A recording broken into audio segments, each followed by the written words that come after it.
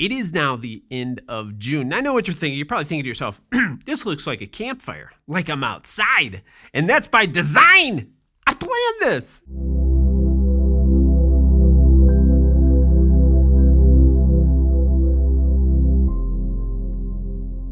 Okay, our cactus is going bananas, right? It has all of these new green things on top of it, and they all look like they have little flower buds on it. And sure enough, that's what they did. One by one, they started blooming. Outrageous. Okay, but let's get to the recap. There is so much going on right now. I couldn't possibly cover all of it. In the interest in time, I'm gonna just riff it, right? We're just gonna hit kind of the big items.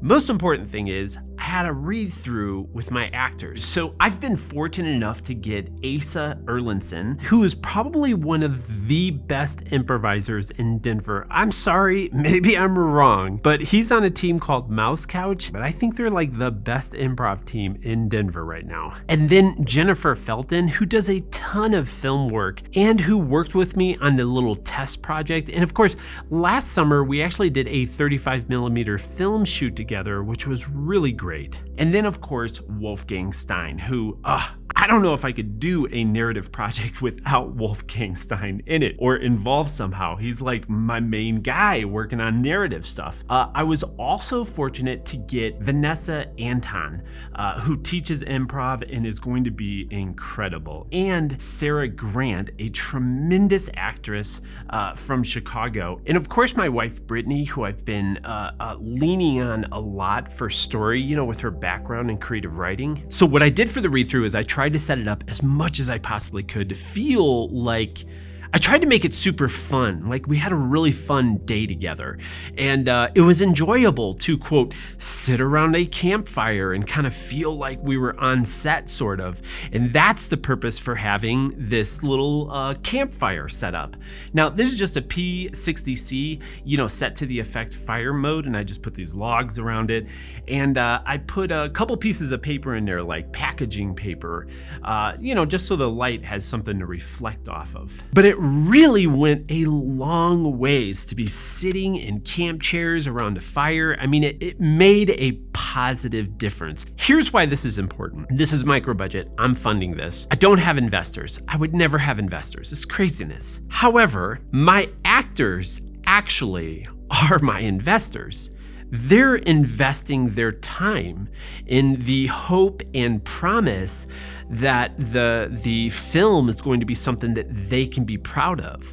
And so they are my investors. It's them that I am trying to show value back to, so that if they invest their time, they will end up getting paid back by having something that is great and that they can be proud of. So we got to talk about a couple of tech things. From the very beginning, when I got these Ameran P60cs, the soft box that came with it, which attaches to the light like so, right? So it hooks on to the side, has these little guys, so it looks like that. Well, from the very beginning, when I got this, the stitching was always sort of janked up. It always had a hole here. So anyways, Brittany was able to sew this together, thank God, because I don't think I could do it. And now that's pretty much been fixed, right? It doesn't need to look pretty, it just needs to be functional. So another issue I ran into is I'm using these Rokinon cinema lenses, and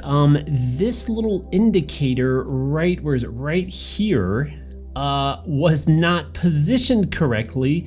I put my T-stop where it was supposed to be, and the indicator wasn't in the right location. I'm like, wow, that's weird. And I started messing with it and going, how could it have moved? And then it just started freely spinning around the entire lens. Now this is a major problem. I did have in my little kit of tools and stuff, a little teeny tiny screwdriver. So I ended up having to tighten up these screws here. And of course I did it incorrectly. I first put it upside down, so one was correct, but the other one wasn't correct. How many things are gonna be breaking on me? I also got walkie-talkies. Why?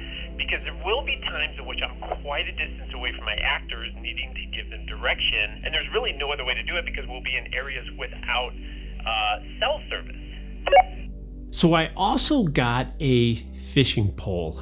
otherwise known as an Easyrig. Now, I'm gonna be doing shoots that are all day long, and there's just no possible way that I could carry the camera for that length of time and still get good shots. So I needed something that's gonna distribute the weight so that I'm not destroying my arms. Now, the first couple of test shots, if you're standing still, okay, but if you start moving your body, man, this starts to become very sloppy handheld. And in this shot, all I'm trying to do is move the camera into the light so that we get lens flare, but my God, it is so messy. So I went back at it a little bit later after watching some tutorials. And again, if you're standing still and you have 3 points of contact on the camera, these shots are pretty good. Like I'm okay with these shots, but I am coming from the point of view of shooting so many weddings. I can rock a wide angle lens on a glide cam like nobody's business. I also shot a ton of real estate videos on a Movi, and I love the smooth handheld that comes from a monopod, but I'm trying to embrace the Easyrig, but it is definitely gonna take some getting used to. Number one, it's basically a death trap. Number two, I'm also doing this one-man band, so I need to capture audio. So by the time I get the audio equipment attached to the vest, and then when you throw in the walkie-talkie, right? Because I'm gonna end up looking a little bit like RoboCop. Now, I obviously don't wanna take all of this on, but I don't know any people out here. I'm from Chicago. I don't know any sound people in Denver or in Colorado. I don't know any DPs in Colorado. And I'm not gonna just sit on the sidelines and wait to build those relationships. If I have to one-man ban it, I can one-man ban it. And I'll tell you this much. If a sound man walks into the room, everyone says, it's just a sound man. But when I walk into the room looking like this, believe me, I got some eyes on me. Okay, so I wanna talk about schedule. But before I talk about schedule, I wanna talk about something that I have been just intensely reminded of, and that is, to be a filmmaker, you have to be very comfortable with being very uncomfortable. This has been a wild ride. You know, the things that you think are certain are not certain. The things that you think are uncertain do become certain. There are so many details flying around, from equipment to a location to people's availability, which gets us to the schedule. The schedule itself is kind of crazy. Now, I am working with, you know, the thought here is to keep your cast small. And I don't know, I mean, my cast is small, but it is 3 people that need to be on camera almost all the time. So I needed their schedules plus my schedule to all align. Well, it ends up looking something like this. I took July, August, September, and October and just put them on my whiteboard. Now, the leaves start changing up in the mountains, like that second week in September. Leaves could really start changing and showing that it's actually fall. Now down on the Front Range, you have a little bit more, you know, it's like maybe a week later or such, but September starts to get pretty dicey. So I'm really looking at July and August. So what I did was, anyone who was not available, I just lined out the days that they were not available. Then I started slotting in when they were available. I sent a rough schedule out to them, and we had some adjustments that came back. And so then I just focused on the Friday, Saturday, Sundays in July and August. And again, September starts to get dicey. So you can see it's a schedule that if we had to push some things back into September, we could.